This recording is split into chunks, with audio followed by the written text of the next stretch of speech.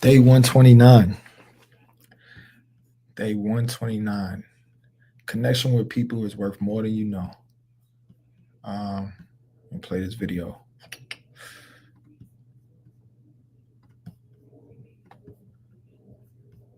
Almost everything we think we know about addiction is wrong.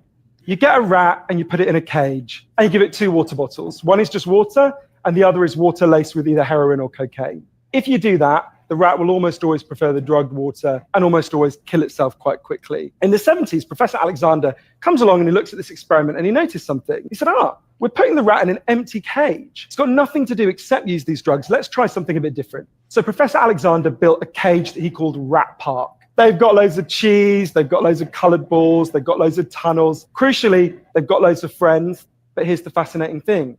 In Rat Park, they don't like the drugged water. You go from almost 100% overdose when they're isolated to 0% overdose when they have happy and connected lives. What if addiction isn't about your chemical hooks? What if addiction is about your cage? What if addiction is an adaptation to your environment? Maybe we shouldn't even call it addiction. Maybe we should call it bonding. Human beings have a natural and innate need to bond. And when we're happy and healthy, we'll bond and connect with each other.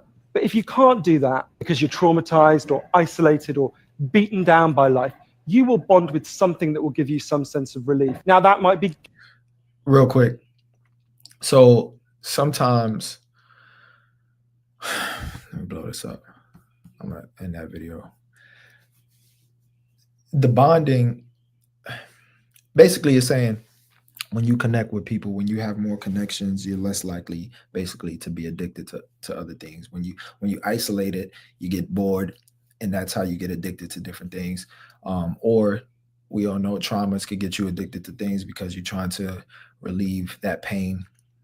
So you start drinking, smoking, doing something.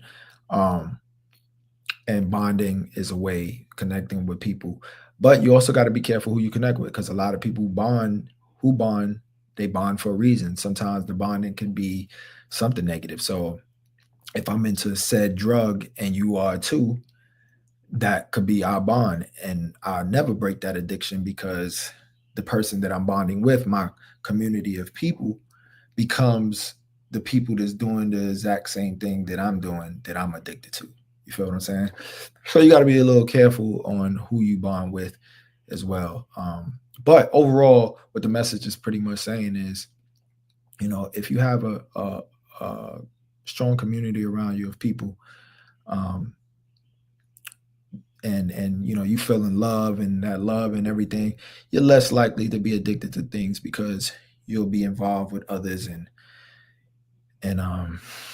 just kind of loving life. But if you want to be addicted to something that's positive. So find that community of people that's into what you're into. That's positive. It could be cycling, it could be weightlifting, it could be playing, in a band, and like a guitar or something. I don't know, whatever. Just something that's positive, that's gonna keep you from being addicted to something that's negative. You feel what I'm saying? So I'm gonna keep this video short. If you didn't catch the beginning of it, just go ahead, go back and watch the beginning of it.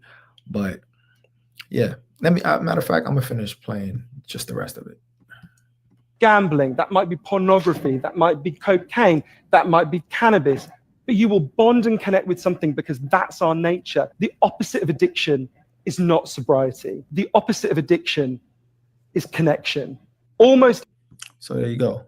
Connect with people, but be careful who you connect with, because sometimes that bond could be something negative. Till next time, keeping this video short. I got things to do. Peace.